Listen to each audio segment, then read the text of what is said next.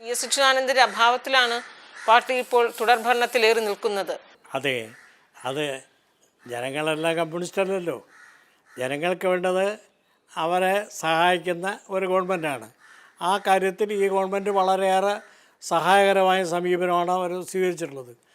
അപ്പോൾ അതിനേക്കാൾ ഈ പ്രതിപക്ഷത്ത് ഇപ്പോൾ ഉള്ള ആളുകളെന്ന് പറയുന്ന ആളുകളുടെ സ്വഭാവം അറിയാമല്ലോ, തമ്മിൽ യോജിക്കാത്ത ആളുകൾ. കാരണം ഈ നരേന്ദ്രമോദിയുടെ സ്വേച്ഛാധിപത്യം ഉണ്ടായിട്ടും ഈ ഇവിടെ വന്ന് ഇടതുപക്ഷ ഗവൺമെൻറ് എതിർക്കാൻ തയ്യാറായ രാഹുൽ ഗാന്ധിയും പ്രിയങ്ക ഗാന്ധിയും അവർക്കെന്ത് ഈ ഇന്ത്യയിലെ പ്രതിപക്ഷങ്ങളെ യോജിപ്പിച്ചുകൊണ്ട് മുന്നോട്ട് പോകാൻ അവരാണല്ലോ മുൻകൈ എടുക്കേണ്ടത്. അവരാണല്ലോ ഇന്ത്യയുടെ പ്രതിപക്ഷ നേതാക്കൾ.